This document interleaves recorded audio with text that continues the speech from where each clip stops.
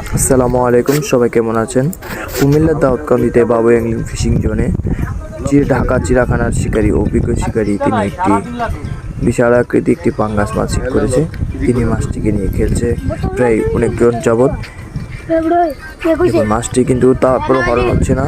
তিনি কিন্তু এক মাচাতে আরেক মাছে এগিয়ে এসেছে মাছটিকে উঠানোর জন্য। অনেক দর্শক কিন্তু মাছটিকে দেখার জন্য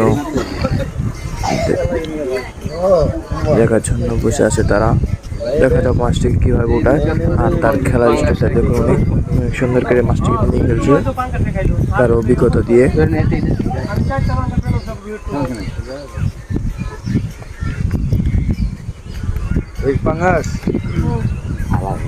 লাগাইছে আমাদের মাছ ধরার ভিডিও যদি আপনাদের কাছে ভালো লাগে থাকে পেজটিকে ফলো দিয়ে পাশে থাকুন। মাছটিকে তিনি ভাসিয়ে ফেলেছে, আবার মাছটি আবার চলে গেছে। মাছটি মানে এখনই ক্যাচিং হয়ে যায় সম্ভবত।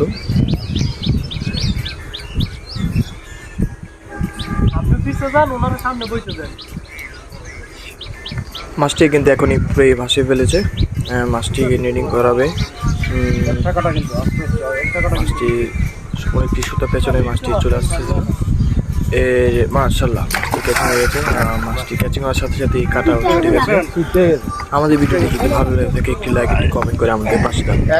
সবাই ভালো থাকবেন, সুস্থ থাকবেন।